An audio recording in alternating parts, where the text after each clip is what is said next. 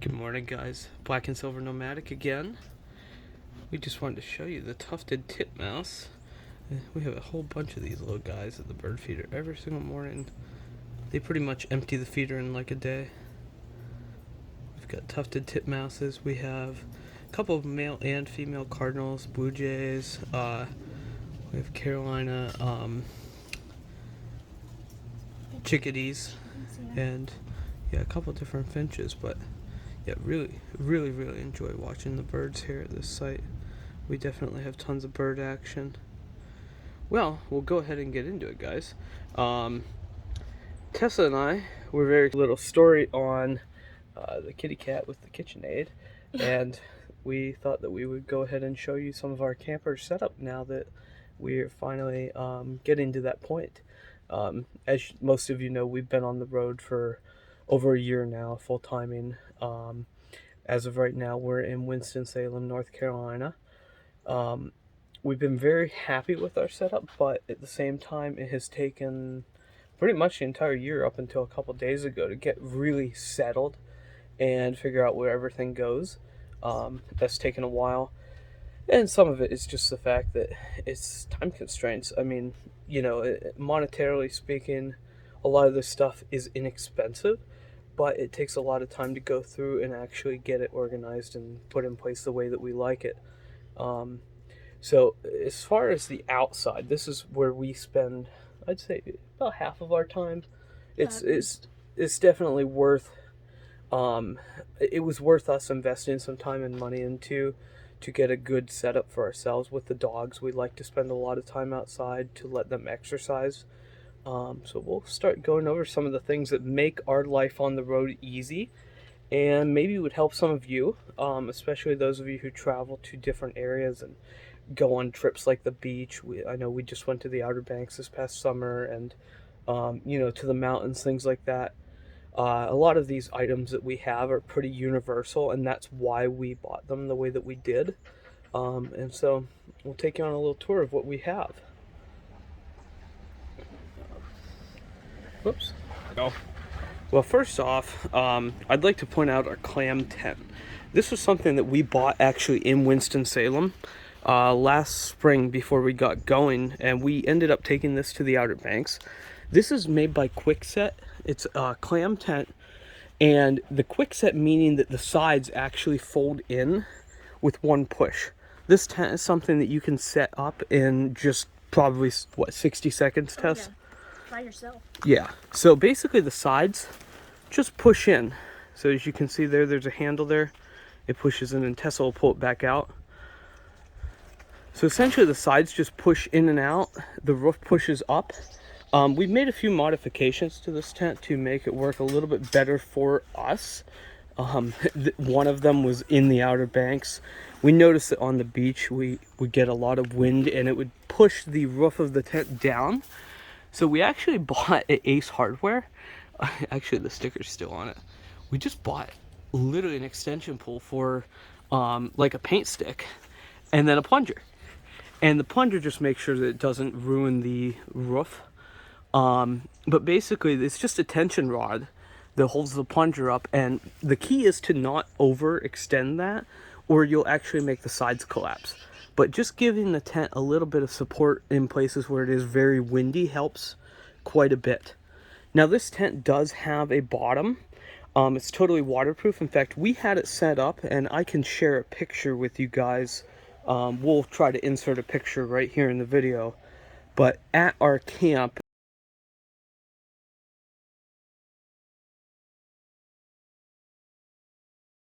in Pennsylvania, we have friends that come stay with us. Now this tent is 12 foot across. It's quite large. And we have a king size bed that we put in this. We had this tent set up all summer, with the bottom in it and the sides on it. We got monsoon rains, and I think we only ended up with a little bit of water in because the side panels actually have some gaps where there is not Velcro, so the water would blow in through the side panels. What we love about this tent, though, is it's actually a screen tent. So the entire thing is screen. Including the roof? Yeah, including the roof.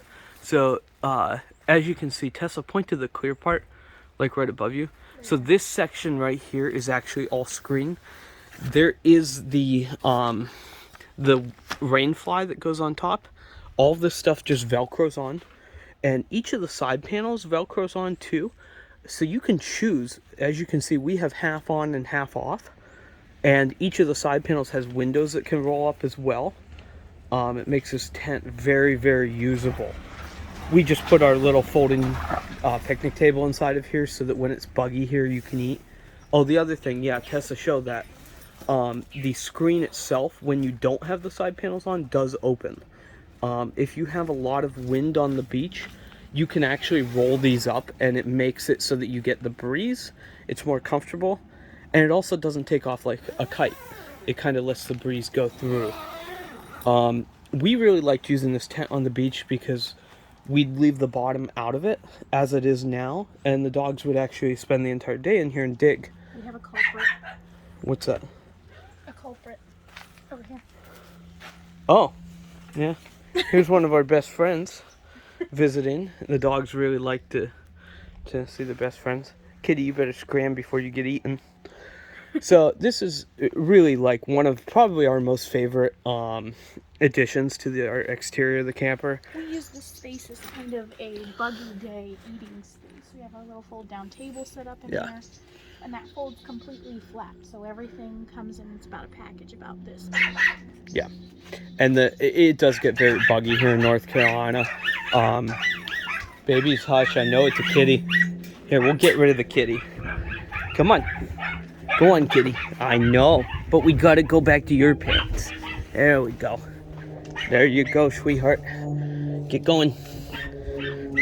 All right. Yeah, we definitely use this down here mostly when it's buggy. Like I said, there's tons of black flies that we deal with down here. The best thing about this tent, though, is just the fact that it's modular. You can choose to put the roof on. You can choose to put each side panel on individually. You can choose to put the bottom in. We don't have the bottom in just because if it does rain, the water won't run in and not go out. Being that we're literally using this to eat in as a screen tent, it's just not necessary. The bottom is more for overnight tenting. The case and scenario that you'd want to use the bottom would be as if you're having people overnight to keep the bugs out to an extra level. We don't like putting the bottom in when we're set up like this just for eating, because then the water can drain out nicely. This ground beneath us right now does happen to drain very nicely. Anything else you want to say about the tent? I think so. Oh, it folds up into one nice bag that we actually stand upright inside of our trailer and bungee to the outside wall. The bag's probably about 6 foot tallish. Yeah, it's about from... Probably about a foot in diameter and about 6 foot tall, maybe a little longer. Yeah. It's probably a little taller than I am. Yeah. But it fits in the bed of Tessa's truck on an angle, and it fits in mine lengthwise. It's really nice. If you go to the beach at all, this is the tent to get. Just due to the fact that you can throw it in the bed of the truck, drive right on the beach, and set up. We even cook in this tent on the beach. We have a little hibachi grill that we use.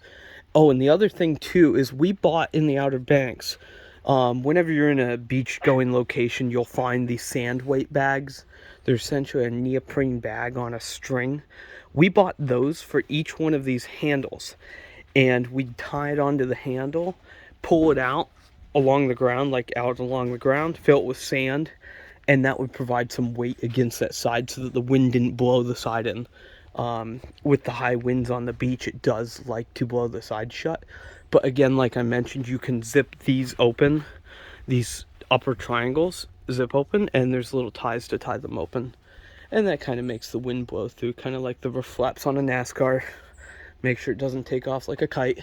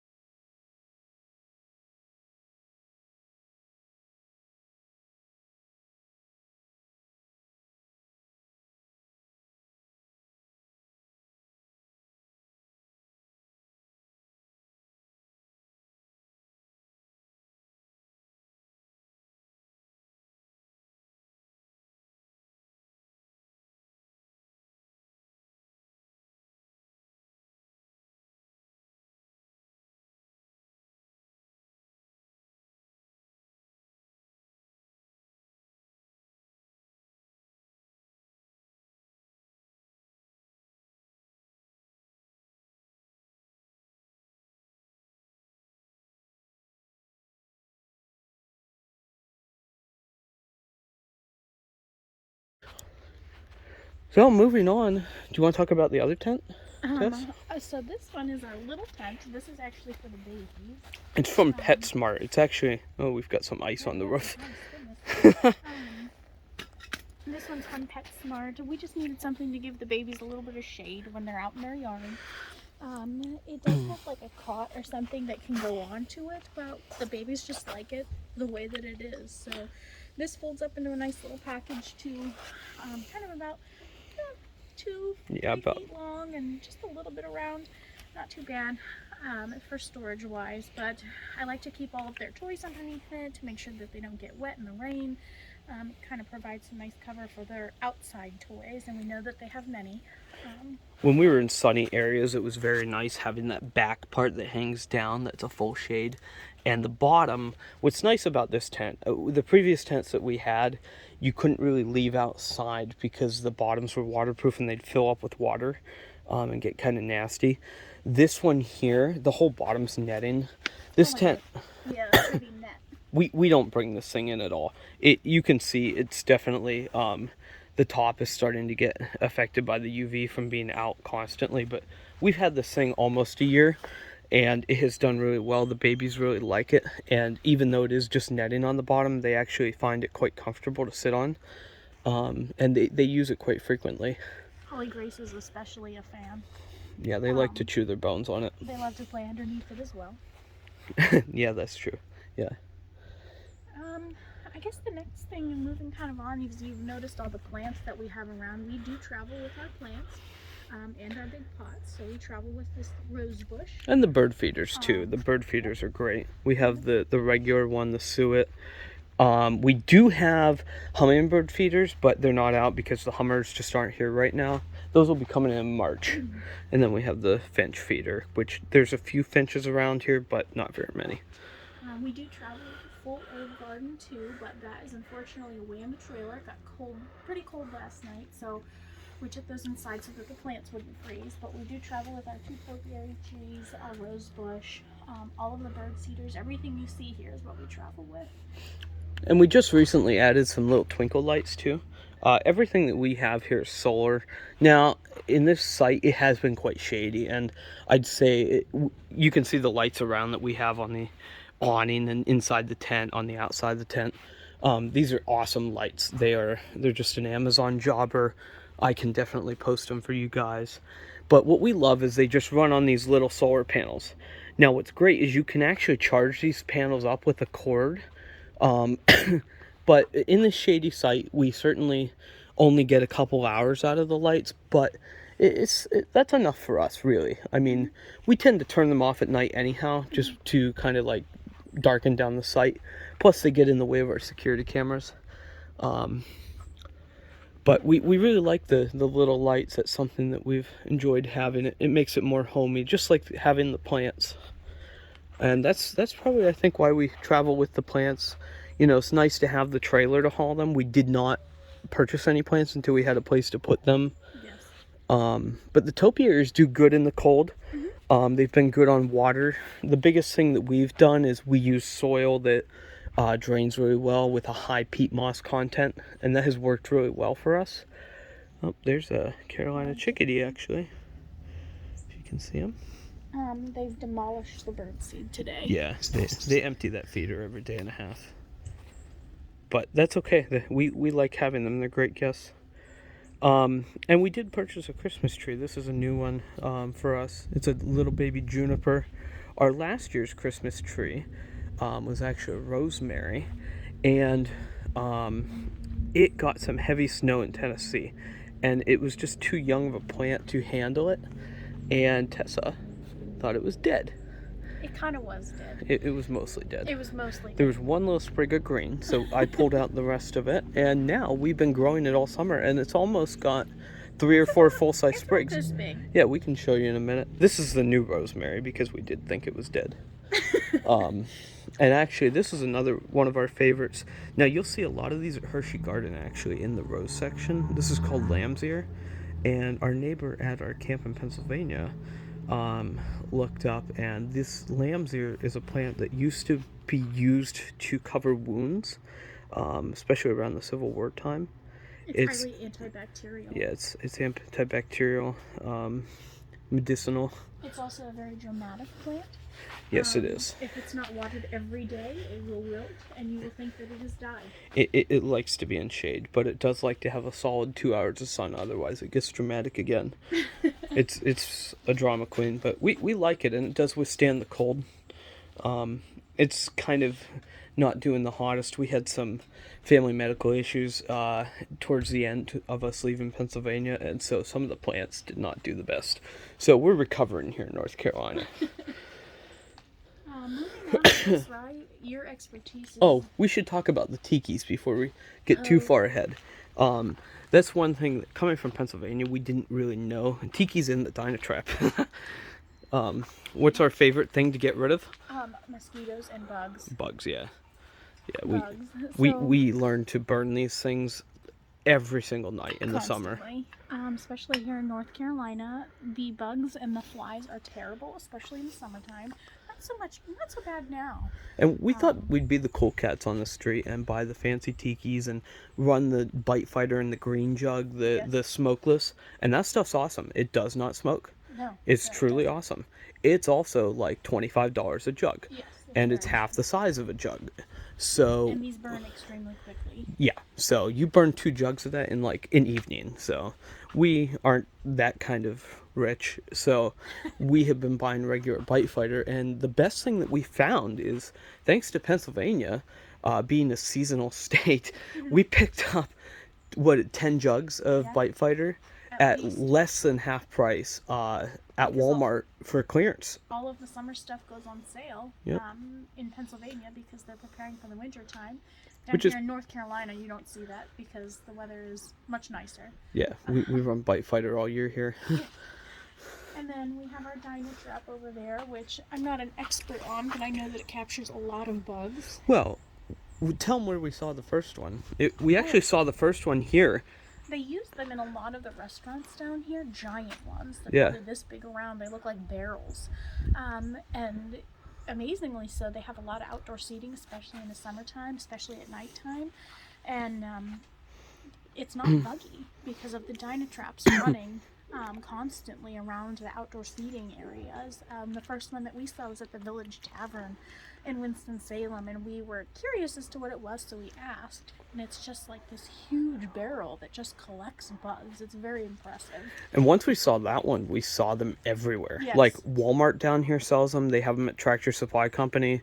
You can find these things everywhere. This one in particular we did get on Amazon, and the reason being is we wanted a standalone unit. We don't always have somewhere to hang something, and so this one has a weighted base. Plus, I think it looks a little bit nicer. It's kind of a brushed metal look. But basically, you've got your trap in the bottom there that can be emptied, and it's just a fan device. A lot of your campgrounds won't allow zappers, and quite honestly, I don't like zappers either. They're kind of annoying. And then you just have a little UV light on the inside there. The UV light is what attracts them. Now, for mosquitoes, Dynatrap does sell a little pouch that you can toss in there that it has mosquito attractant. It only lasts for, what'd they say, 2 months or a month? Yeah, it's not very long. But what you want to do is, the first time that you notice the mosquitoes, toss it in, and then you may have to replace it in a longer season like down here. But back in PA, you're not going to have to. Like, by the time that pouch is done, the mosquitoes are done. So that's been a great addition. You just empty it every so often. The biggest thing is it does kill bulbs pretty quickly, we've noticed. I think it depends on the batch of bulbs you get. But even our factory bulb didn't last that long. Honestly, we just buy the Amazon knockoffs because they're half the price, if not less. And it's literally one screw to open that thing up, and then just change out the bulb. Just make sure not to touch it with your hands. I don't believe that the UV bulbs can withstand the oils on your fingers, kind of like a halogen. I think another one of the big things we want to talk about is our fence before we get into the stations. We do have enough fence that goes completely around our little, enclosed site here. That's for the babies, to make sure that they have a little place to run. We have, how many panels? This one is 32 panels, and I do believe it's 30 inches tall. It's 28 wide. This fence goes quite a little ways, but what makes it bigger here is this is the first time that we actually connected it to the camper and utilized the underbelly. A lot of places that we go, we'll share some pictures here of previous setups that we've had. Actually, at this campground, we had a nice one last year, but it wasn't connected to the camper, and that made the fence almost half the size. But this fence is great because if you look at it, it's actually only, what, Tess, about 3/4 of an inch thick. Mm-hmm. So when you've got this fence stacked up for travel, this fence fits underneath of both of our tonneau covers in one single stack, and then the stakes just go next to it. Each set of 8 fences, you get 1 gate, so we actually have 4 gates. And this fence is a very particular brand. You'll see this a lot in the RV community. A lot of people have this exact fence. It's called FXW. And what makes it so special is the stakes. Instead of being like wires, they're an actual stake with a ball on top. The only thing that we recommend is on the gates. We've had where, well, first of all, there's 2 things. The gates sometimes won't latch perfectly if you're in a rush. That time it did. But what we do is we just put some little zip ties on to remind ourselves to check it, and basically we just slide those through what would be the lock hole, and that just keeps it from undoing itself. The other thing that I did is if the dogs happen to, in this case we see a lot of other animals around, and so the dogs will pounce on the gate. Rather than having the gate fold outward, it goes inward, so that the dogs are pushing on it to the shut position instead of the open. So that's one thing that we've done. But we use this in the Outer Banks with all 4 dogs, Midnight Holly, and then their aunt and uncle Bella and Bailey. There's Midnight and Holly right there. And it worked quite well. Yeah. The big thing is we found out even on inclined sites you can offset the panels and it does still work. But what's great about these stakes is they only actually go into the ground probably about an inch. Yeah, just about an inch, just a little ways.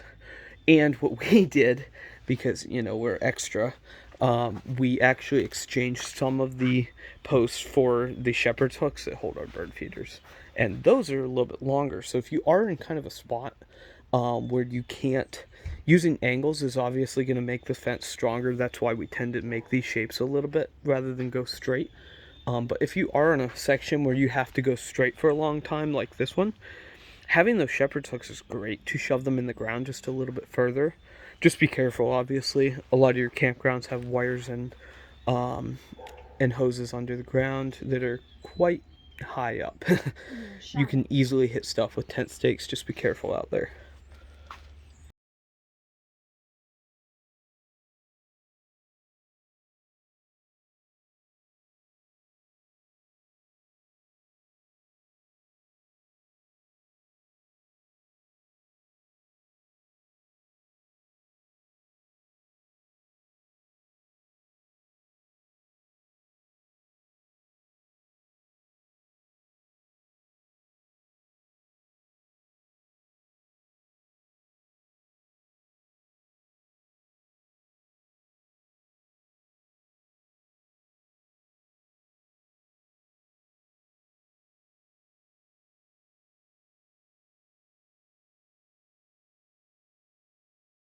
All right, well, do you want to maybe wrap up this outside setup with talking about the awning, and then we'll talk about maybe the cooking station on another video? Sure. One thing that we did do down here, we do get winds out of the blue, which actually was something that worried us. We just recently purchased a weather station that does give us direct notifications to our phones when the wind picks up out of the blue. We've had several tornadoes just out of the blue down here. Especially here in Winston, the weather is very unpredictable. Yeah, just things spool up out of the blue, and we don't want to lose the awning. But because of issues that we've had in the past, we did a few things to make the awning more usable. One of which, if you can see on this corner here, we have a normal A&E or Dometic style awning. This one's actually a Dometic. There was a spring contraption that allowed the awning to go in and out with obviously the flipper lever that you'd be used to on an older camper. We exchanged the ends. This is a kit that you can buy Amazon or even right through Carefree themselves. We wanted the crank style, so we actually deleted the springs. They're no longer in the awning, and we put on these new end caps, and so now this cranks in, which not only holds tighter while we're traveling, you don't have to adjust the springs anymore. It's easier for me to put in and out by myself. This is an 18-foot awning, and it's very difficult for me to put this awning in and out when it's windy. Now it's a little bit easier with that crank setup.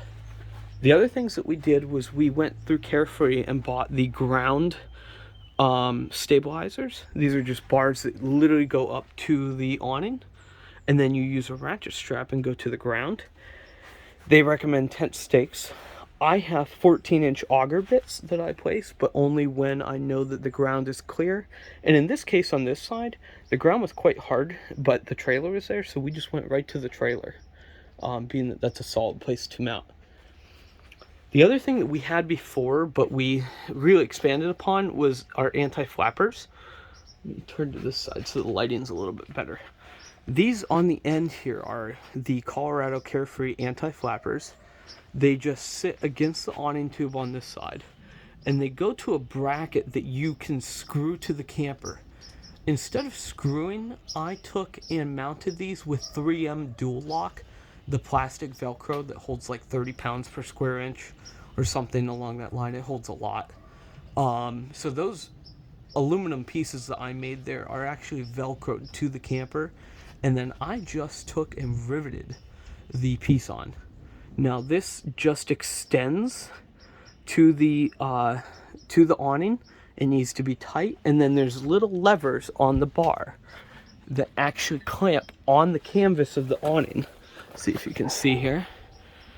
And this is just a full-length metal anti-flapper. These are awesome.